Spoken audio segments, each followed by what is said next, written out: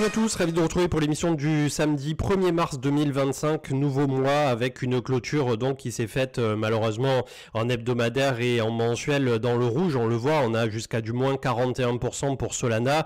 Ça a commencé vraiment à piquer du côté des altcoins. Donc une capitulation, on l'espère, de mi ou de 3/4 cycle avec peut-être un peu de mieux d'ici l'automne 2025. Et pour l'instant, donc la question qui se pose et qui soulève, qui anime tous les réseaux sociaux, c'est est-ce qu'on a en effet un top de marché autour de 109 000 du côté de Bitcoin, ou est-ce qu'on va avoir un peu mieux par la suite, et on va essayer de voir ça sur quelques pistes de réflexion. En tout cas, en journalier, pour l'instant, on a quelques rebonds sympas entre plus 5 à plus 15%, plus 17 par exemple pour Stellar, on a eu plus 13 pour Solana, 26 pour Hedera Hgraph, on voit qu'on a du plus 13 également pour Ondo, donc les bons dossiers ont tendance à rebondir un peu plus rapidement. Les mêmes coins également, avec celui de Trump à plus 20%, 15% pour Sonic, anciennement Phantom, qui avait accusé moins 17 en hebdo, mais toujours en positif de plus 38 en mensuel. Et on voit quand même qu'on a pas mal de moins 40%, notamment Kaspa. Ça a été vraiment la déroute du côté des altcoins. Et on clôture donc le top 50 avec Arbitrum, Optimism et Fast Token. Du côté du 4 heures, après être venu mécher donc les 78 500, on est ici sur un chart de BitMEX. On est peut-être en train de former le début d'une épaule tête-épaule inversée avec le point de contact qui se trouve autour de 86.7. Le Crypto Fear and Greed était passé sur 10 ces derniers jours dans l'extrême peur, où nous sommes toujours ce matin autour de l'extrême fear, donc à 20. Donc clairement, pour ceux qui voulaient attaquer du DCA, eh bien quand on était à 109 000, je vois pas pourquoi aujourd'hui à 78 le Bitcoin est devenu moins désirable. Bien que entre temps, oui, on est rebondi à 85. Les open interest se sont complètement fait flush, et donc pour le moment, on va croiser les doigts pour avoir un mois de mars qui sera un peu plus apaisé, puisque d'un point de vue géopolitique, ça n'a pas l'air de vouloir se tasser. Je vais vous mettre le replay de l'émission Twitch de hier sur la chaîne secondaire, donc c'est Cryptomatrix Reloaded. À l'époque, on mettait tous les replays dessus. Je vois que depuis 2022, quasiment, il y en avait même un il y a 6 mois. On n'a pas upload grand chose sur cette chaîne, mais ça permettra justement par la suite, entre la chaîne principale où il va y avoir des nouveaux contenus, des nouveaux formats, et les replays que vous aurez donc sur une chaîne à part. Donc je vous invite à la consulter et voir, à vous y abonner si les replays du côté de YouTube vous intéressent. L'émission du jour est toujours sponsorisée par Desblocs qui continue de nous accompagner. C'est un compte courant avec un IBAN français. C'est la première fintech à avoir eu l'agrément MSAN niveau 2, et surtout c'est un compte non custodial pour vos crypto-monnaies, c'est-à-dire vous pouvez exporter vos clés privées et en faire absolument ce que vous voulez. Donc vous pouvez rentrer, sortir, convertir en euros, faire des swaps, avoir la carte. Il y a les NFT qui sont disponibles. Aujourd'hui, je suppose que ça en fait le meilleur des mondes, et notamment quand on voit tous les piratages auxquels on fait face régulièrement dans la crypto, et en plus le côté bancaire où on sera tranquillisé avec un IBAN français. Donc n'hésitez pas, vous avez le lien en commentaire et description, et ce dernier vous offre 3 mois sur le premium. Selon Bloomberg, BlackRock va allouer 1 à 2% sur les 150 milliards de leur portfolio du côté du Bitcoin. Donc c'est tout ce qui a trait aux ETF purs et simples. Donc ça pourrait pousser en effet le côté iShares avec leur EBIT qui est le ticker des ETF de BlackRock, avec une demande qui pourrait être un peu plus conséquente, à voir ce que ça pourrait donner, mais c'est intéressant à suivre. Info économique qui nous parlait un peu de ce qui est en train de faire Trump, et c'était avant de voir les réseaux sociaux inondés de ce qui s'est passé avec Zelensky. Je rentrerai pas là-dedans bien entendu, mais il y a pas mal de choses qui sont en train de se passer en ce moment, donc je vous invite bien entendu à consulter comme ça les trades qui sont un peu longs. On rentre vraiment dans la macro et le géopolitique, mais ça reste intéressant pour potentiellement se projeter sur ce qui pourrait se passer à compter de l'été 2025.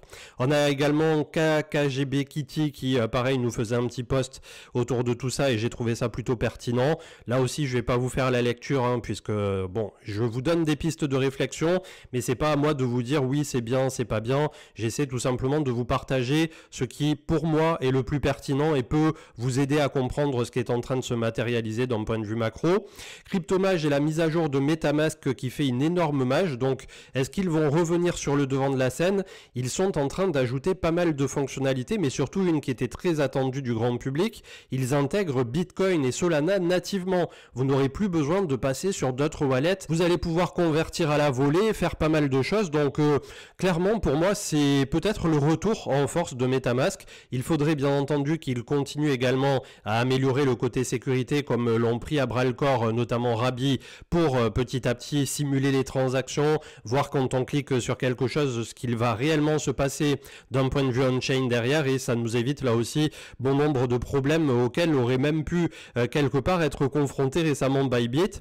Le média positif avec 7 planètes qui ont été alignées et visibles à l'œil, en tout cas 5 sur 7 d'entre elles, avec notamment Mars, Vénus, Jupiter, c'était hier soir. Je ne sais pas si ça va durer encore jusqu'à ce soir, mais on avait un alignement des planètes. Donc puisse-t-il également s'aligner pour nous du côté du marché crypto, j'ai envie de vous dire.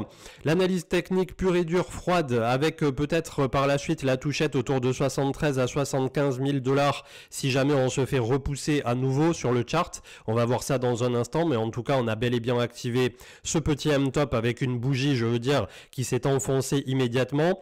Fineco qui nous faisait là aussi la petite analyse macro par rapport à ce qui est en train de se passer, notamment par rapport aux tarifs des États-Unis, et on aura le plaisir ce lundi à 20h du côté du live donc habituel, de recevoir Fineco et de discuter un peu plus, notamment pendant une bonne demi-heure je pense, de ce qui est en train de se passer autour de la macro des États-Unis et des implications que ça pourrait avoir. Donc je vous invite bien entendu à nous suivre, notamment du côté de Twitch, mais du côté de la chaîne de replay pour la chaîne secondaire. Uniswap qui désormais également lance le fiat off-ramping, donc ça vous permet tout simplement de cash out à partir de votre wallet Uniswap directement vers votre banque. Je me suis pas penché dans les détails, est-ce qu'il y a un KYC quelque part, un frottement? Je suppose que oui.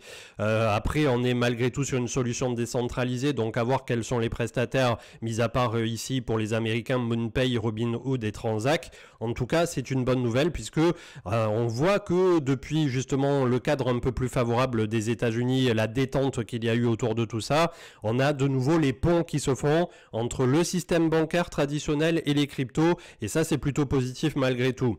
On avait le on-chain, donc selon Ki Hongju, qui disait que on est arrivé effectivement dans un territoire où on est vraiment aux portes un peu du négatif, mais le tout en ayant un cours du Bitcoin qui reste relativement haut. Donc là par rapport au prix réalisé, qu'est-ce qui se passe à court terme? On a les nouveaux arrivants qui sont en train de panic sell tout simplement. Donc on a beaucoup de Bitcoin on-chain qui ont changé de main et qui ont été vendus à perte pour ceux qui ont acheté justement entre la zone qu'on a visité récemment sous les 80 000 $ et la zone des 109 000 $ que constitue le top aujourd'hui. Et c'est comme ça qu'en général on sort les mains faibles entre guillemets, comme il les qualifie. C'est pas pour voilà faire de la rhétorique pour être négatif ou quoi que ce soit, mais les nouveaux arrivants sont bien moins résilients en général que les anciens, et bien que les anciens, avant que tout ça se passe là, qu'il y ait le gros dump, ils étaient en train de décharger assez massivement, donc ils devaient savoir un peu ce qui risquait de se passer. Vous avez le post-mortem de 0xmico.eth au sujet de Safe et Bybit avec une proposition de solution. Je crois que Asher est en train de travailler sur une vidéo dédiée, donc je vais pas rentrer là aussi dans la technique pure et dure, mais en gros ce qu'il faut en retenir, c'est qu'il y a eu, pour moi en tout cas, des erreurs des deux côtés, du côté de Safe par rapport au front-end avec une injection JavaScript qui a malheureusement permis d'afficher justement des fausses informations au moment de la signature, et du côté de Bybit, on ne peut pas signer 1,5 milliard sur des sommes aussi importantes sur de l'institutionnel pur et dur avec juste comme ça un multi-signature à 3 signatures. Enfin bref, il n'y a rien qui va dans cette histoire. Tout le monde en retiendra que c'est Safe qui s'est fait pirater son front-end et que Bybit est clean, mais voilà, il y a beaucoup à apprendre des deux côtés je pense. Le Crypto Fear and Greed donc était tombé sur 10 avec Goku, donc un score qu'on n'a pas vu depuis juin 2022. En général, même pour attaquer un DCA, il vaut mieux commencer à s'y intéresser effectivement quand tout le monde est en train de se jeter par les fenêtres. Willy Woo qui mettait en avant donc, mais c'était il y a 48-72 heures, donc je sais pas si c'est toujours d'actualité. La zone en effet autour des 80 000 ici, et on voit que ça descend jusqu'à 75 000. C'est exactement ce qu'on peut voir du côté des supports. Un petit peu d'opium du côté de Pladiso, donc qui mettait en avant le grand cylindre d'accumulation de Livermore. Donc on va croiser les doigts pour que ça soit ça, puisque ça colle plutôt pas mal au niveau des points. Après ça me paraît un peu trop étiré dans le temps, 2023 à 2025, pour avoir la réalisation donc super haussière courant automne, on va dire entre l'été et l'automne 2025, ou peut-être un cycle qui s'étirerait vers 2026. Mais pour l'instant c'est vrai que voilà, on reste dans une contraction de prix, et c'est d'ailleurs tous ceux que j'ai déroulés hier au cours d'une heure avec vous sur Twitch, sur le côté aussi des retours diminués au travers du temps. Donc là on a fait fait 600% sur ce cycle sur Bitcoin. Au cycle précédent, on a fait 3000 et quelques, je crois, que j'avais mesuré hier. Donc petit à petit, ça, c'est quelque chose à prendre en considération. La volatilité tend à se casser au travers du temps, et donc je me demande ce que ça va donner justement sur un horizon de temps de 4 ans supplémentaires. Nvidia a eu de bons résultats, mais le marché attendait encore mieux que des bons résultats, donc pour l'instant ça a un peu monté, un peu baissé, mais c'est en train de se stabiliser. Vous avez la vidéo du cycle de 4 ans de Bob Lucas qui est disponible en clair, puisque la plupart du temps c'est dispo pour ses membres payants. Enfin voilà, c'est avec Peter Brandt et quelques autres qu'ils ont un genre de portail d'entrée où il faut payer. Personnellement, je suis pas abonné, puisque une fois mensuellement ou tous les trimestres, il met les vidéos comme ça en disponible sur sa chaîne YouTube. Ça permet là aussi de prendre pas mal de hauteur. Et on clôturera avec la sortie donc des ETF le 25 février, où on a eu 1,1 milliard qui sont sortis, donc un record absolu du côté des ETF Bitcoin, et on en a eu pas mal aussi du côté de Ether avec 50 millions. Donc c'est pas les mêmes proportions, mais normal, il y en a pas autant aussi qui est rentré. FTX également, qui aura coûté proche d'1 milliard au total par rapport à tous les coûts liés aux juridiques, aux avocats et tout ce qui va bien. Donc ça a été un des plus gros coûts de liquidation depuis Lehman Brothers apparemment. Quand tu as une faillite comme ça autour d'un organisme financier, j'allais dire bancaire, mais FTX était tout sauf quelque chose de bancaire. Et on clôturera donc avec Bank of America, avec le CEO qui disait qu'il pourrait à terme, dans un avenir relativement proche, lancer leur propre stablecoin. Et je pense que pour les États-Unis, quelque part aujourd'hui, le vrai sujet pour les crypto-monnaies, au-delà de celles volatiles comme Bitcoin, Ether et toutes les autres, ça va être autour des stablecoins. Et je pense que c'est ça le vrai gros sujet et enjeu pour les gros pays tels que les États-Unis. On commence en journalier, puisque c'est très très rare que je descende en dessous de l'hebdomadaire, mais vous voyez ici sur Coinbase que ça a bloqué à 2 reprises à 86.7, et c'est précisément la zone qu'on avait travaillé en termes de support en novembre 2024 avant de s'extraire au-dessus des 90 et par la suite des 100 000 $. Donc il va falloir vraiment être observateur en journalier des 86.7 et également de la moyenne mobile 200 qui est à 82,159 aujourd'hui, qu'on a méché très largement à la baisse pour venir à 78.2, sachant qu'en journalier là aussi ça fait très longtemps qu'on n'avait pas eu un RSI à 24, donc on est vraiment sur une zone bien survendue. Donc là on a les vendeurs qui sont en train de clôturer leur position, ça peut entraîner un petit peu plus de volatilité à la hausse jusqu'à 89, 90, voire jusqu'à 91, mais il va falloir vraiment regarder en journalier toute cette zone, et je repasse en hebdomadaire, puisque pour la suite, eh bien effectivement on a eu une bougie qui a été assez horrible cette semaine. Ça aurait été bien de venir chercher les 75 000, bien entendu, ça s'est arrêté juste avant à 78. On voit qu'on est dans une petite trend baissière RSI, comme on l'a fait ici de avril 2023 à octobre 2023, de mars 2024 à la sortie en septembre 2024. Donc on a malgré tout un bull run qui est bien étagé, qui se fait marche après marche en escalier, avec à chaque fois pas mal de temps de consolidation pour une petite poussée additionnelle. Donc espérons que si par la suite on se construit entre 75 et 90 000 à peu près, comme on vient de le voir, ça nous permette de faire le marchepied à l'automne vers les 109 que constitue la TH actuelle, et pourquoi pas 120, 130, 140, 150 que constitue le 2,68 de Fibo à 155 000 $. Dans le sens inverse, si ça venait à réellement se gâter, que ça soit le top de marché et que nous rentrions en bear market, en l'état je vois pas pourquoi ça arriverait, puisque la problématique à laquelle on est confronté, c'est juste qu'il n'y a pas encore assez de liquidité, que la Fed n'a pas continué de baisser les taux et que Donald Trump est en train de mettre à feu et à sang l'ensemble des marchés, mais tout ça ne va pas durer, c'est temporaire. Donc là on serre les dents, on serre les fesses ou on change la couche Pampers, vous faites absolument comme vous voulez, mais voilà, ça devrait pas perdurer bien longtemps au travers du temps, si ce n'est le temps que justement les États-Unis règlent leurs propres problèmes et digèrent d'un point de vue du marché tout ce qui est en train d'arriver. Donc moyenne mobile 50 à 75 000.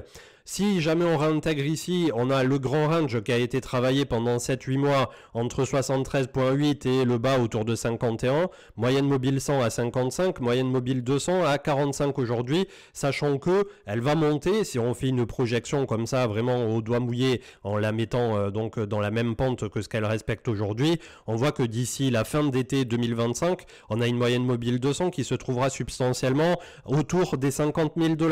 Donc ça pour moi c'est le pire qui puisse nous nous arriver, ça voudrait dire qu'on prend un shoot entre moins 50 et moins 55% si, entre guillemets, on avait un intercalaire de bear market entre deux, puisque je pense toujours pas qu'on a trouvé la terminaison absolue de ce cycle. En tout cas, ça colle pas par rapport au timing, mis à part, bien entendu, si les États-Unis, voilà, je sais pas, hein, Donald Trump pète complètement les plombs et continue d'aller dans le sens qu'il s'est fixé pour l'instant, ou que d'un seul coup, on a des conflits beaucoup plus généralisés qui éclatent au travers de la planète, bien entendu que ça sera la dernière de nos préoccupations de spéculer sur les crypto-monnaies. Mais tant que le monde reste à peu près droit dans ses bottes, j'ai envie de dire, et que la finance continue de faire ce qu'elle fait, c'est vrai que là, on a plutôt quelque chose qui se construit petit à petit, plutôt qu'un énorme top qui serait horrible, affreux, bien que quand on regarde, oui, en mensuel comme ça, c'est pas une bougie qui fait plaisir, mais c'est pas non plus, voilà, une bougie comme on avait eu ici à l'époque, où en un mois et demi, on était passé de 65 000 et le mois d'après, en avril-mai 2021, on était à 29 000. On avait quand même fait une amplitude d'une cinquantaine de pourcents à ce moment-là. Ouais, on était sur 54%, donc vous voyez à quel point le printemps 2021, quand ça s'est arrêté après 6 mois de hausse consécutive où on était passé de 10 000 $ à 62 000 $, quand ça s'est gâté ici, je peux vous dire qu'on l'a senti passer. Aujourd'hui, on a un peu le même sentiment, si ce n'est que on n'a pas bénéficié justement d'un super premier trimestre 2025. Donc c'est ce qui me fait dire, tout mis bout à bout, que là, les marchés sont en train tout simplement de se dérisquer. Le marché des cryptoactifs représente le risque plus. On navigue à vue, on ne sait pas trop où on va, et donc ils prennent les considérations et les décisions qui vont avec. Il n'y a rien de dramatique, mais malheureusement, on n'aura pas eu le fameux mois de février ou peut-être même mois de mars qu'on escomptait vis-à-vis justement du timing qu'on avait eu en 2021. On a tendance à trop vouloir calquer en fait d'une fois sur l'autre ce qui est en train de se dérouler. Or, voilà, 2020 et 2021, comme vous le savez, ont été des conditions supra-particulières très favorables au marché, et notamment avec une impression monétaire où les États-Unis n'avaient jamais autant imprimé. Ether qui se raccroche à sa zone des 2150. Personnellement, voilà, on commence tous à jouer des castagnettes ici, mais ça reste un altcoin et comme on le voyait à l'instant, eh bien les alts, ça sera la cerise sur le gâteau le jour où l'ensemble des étoiles seront alignées par rapport au marché traditionnel. Le S&P 500 a clôturé malgré tout dans le vert et essaie de tenir à la fois la moyenne mobile 20, on a clôturé très légèrement en dessous en hebdomadaire, donc autour des proches des 6000 points. Le RSI, on voit que ça fait pas mal de temps que ça bataille avec une zone autour de 53-54. Si jamais ça fait l'appel d'air, eh bien dans un premier temps, si on perd les 5860, on revisitera une zone comprise entre 5007 et 5640. On avait un support également un peu plus bas autour de 5270, moyenne mobile 100 autour de 5080, support suivant autour de 5000, 4960 et le support véritable où là aussi d'ici une quinzaine de jours, maximum un mois, on aura la moyenne mobile 200 qui va arriver, c'est le support des 4800 points. Tout ça mis bout à bout, si on prend le top et qu'on vient au support ultime long terme, travailler la moyenne mobile 200 comme on l'avait fait au moment justement de l'automne 2022 ici, ce qui avait permis vraiment d'épurer pas mal à l'époque. On avait perdu moins 27, moins 25% dans ces eaux-là, ouais, on était à moins 27,49. Donc en gros, là on perdrait 22% si on venait à l'objectif baissier le plus bas, entre guillemets, pour les États-Unis. Entre-temps, vous voyez qu'il y a pas mal de supports. On va voir comment va se comporter la tech, puisqu'on continue malgré tout d'avoir des bons résultats. Nvidia, ça s'est plutôt pas mal passé, mais là, en l'état, il y a beaucoup de choses, d'autres choses qui sont en discussion. Donc, laissons passer cette petite tempête. Essayons de nous projeter sur quelques trimestres supplémentaires. On n'a pas eu ce qu'on voulait sur le premier trimestre 2025, c'est malheureux. Mais dans tous les cas, voilà, je suppose qu'en termes d'investisseurs long terme, vous avez une vision quand même à un petit peu plus que juste un trimestre ou 2 trimestres, en tout cas je l'espère.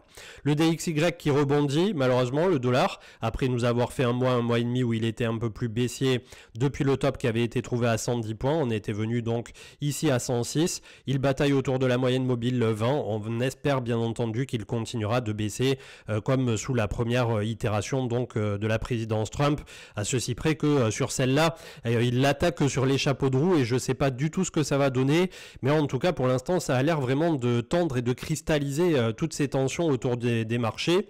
Le gold qui s'était arrêté juste avant les 3000 $ l'once. Ceci étant dit, il y a pas mal de banques d'affaires aujourd'hui qui pensent qu'on pourrait voir du 3200 $ et plus au cours de 2025. Je reste assez dubitatif puisqu'on avait quand même une énorme divergence ici, donc à voir peut-être un retour à la moyenne, quelque part entre 2800 et la moyenne mobile 20 à 2725 $ l'once pour les métaux précieux. Et ça aussi, ça va être tout à fait consécutif à ce qui se passera d'un point de vue des conflits majeurs armés. Si on a une désescalade à la fois du côté de l'Ukraine par la suite et du côté de Israël, eh bien on aura le gold très certainement qui retracera dans des proportions un peu plus importantes, avec là aussi des supports qui sont bien définis, puisqu'on a la moyenne mobile 50 hebdo à 2540, une belle zone de range qui avait été travaillée entre 2003 et 2004, moyenne mobile 100 qui est à 2260 et moyenne mobile 200 long terme à 2050 $ l'once. Donc on a vraiment de quoi voir venir. D'ailleurs c'est intéressant, admettons qu'un jour le gold revienne à sa moyenne mobile 200, lui ça ferait moins 30, vous voyez. Donc on a eu vraiment une accélération plus parabolique encore que les autres marchés, ce qui fait que si le S&P 500 revient à sa moyenne mobile 200,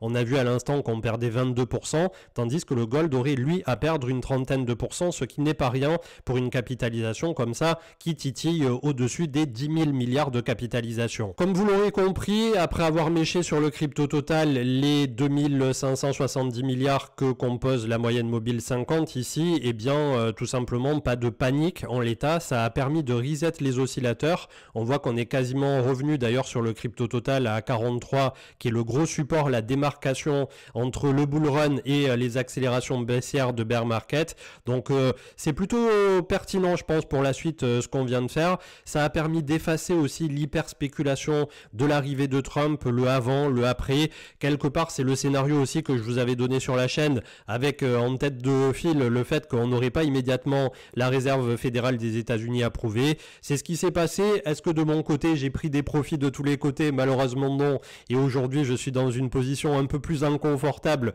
que ce qu'on l'était début décembre bien entendu, mais dans tous les cas bon, je ne comptais pas me désengager totalement du marché crypto. J'espère bien entendu en sortir petit à petit pour ne laisser tourner par la suite que 10, 20, peut-être 30% uniquement en Bitcoin, peut-être un peu en Ether selon comment le vent tourne au cours du prochain bear market. Mais voilà, le but c'est d'en retirer quelque chose et de faire grossir et de savoir préserver son capital qui est sa survie sur les marchés.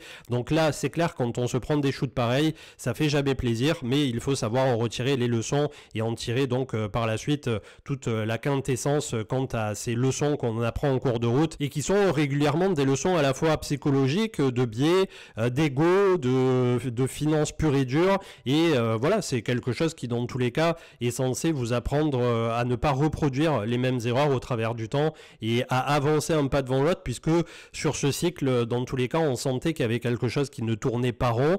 Alors il y a beaucoup de personnes aussi qui me disent oui, t'en parles au passé comme si le cycle était fini, mais c'est juste de voir de là où on vient, ce qu'on a déjà réalisé, et quand bien même on aurait un Bitcoin à l'automne qui viendrait chercher 100, 120 000, 150 000 $, on voit qu'on est plutôt sur la terminaison de ce dernier que sur le début. Et là aussi, après il y en a qui diront oui, le cycle de 4 ans c'est un peu une vue de l'esprit, le Bitcoin monte depuis une quinzaine d'années, c'est vrai, mais il atteindra aussi tôt ou tard un cycle de plateau où les choses se poseront, où on aura moins de volatilité. Mais ceci étant dit, comme je l'ai décrit là aussi dans les dernières émissions, je suppose que quand on a les banques comme les Goldman Sachs, les JP Morgan, etc., qui ont posé un warning en 2024 en disant ok, on a imprimé des années à 25% par an sur le S&P 500, attendez-vous derrière au retour de boomerang où on va plus faire que du 1 à 3% pour les prochaines années.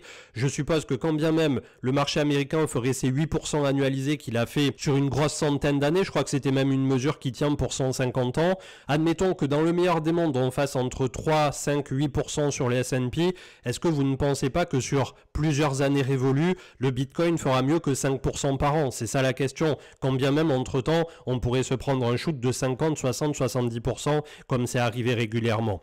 Je vous souhaite une très bonne journée, on continue d'être prudent, d'ouvrir l'œil, mais aussi prenez peut-être un peu de temps le week-end pour essayer de tailler dans le dur, dans le marbre votre portefeuille pour tout simplement essayer d'être totalement aligné avec justement cette phase de marché et tout ce qui est en train de se dérouler. Et pour ceux qui ont déjà vendu vendu au bon moment ou qui s'apprête malheureusement à vendre un peu dans la panique. Après, le but, comme je disais à l'instant, c'est d'en retirer les enseignements et de ne pas reproduire les mêmes erreurs. Mais on passe tous par là. On a besoin aussi, comme actuellement je subis le marché. J'ai vu que Owen hier, Asher, a fait également une vidéo sur sa chaîne principale sans montage, etc.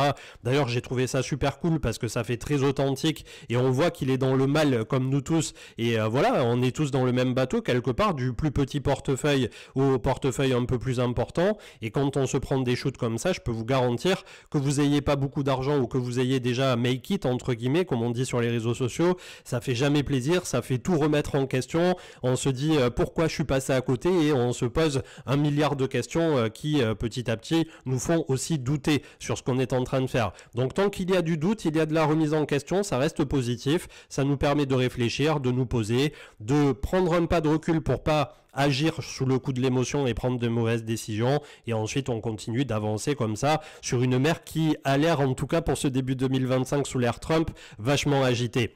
Très bon week-end et à lundi. Ciao ciao.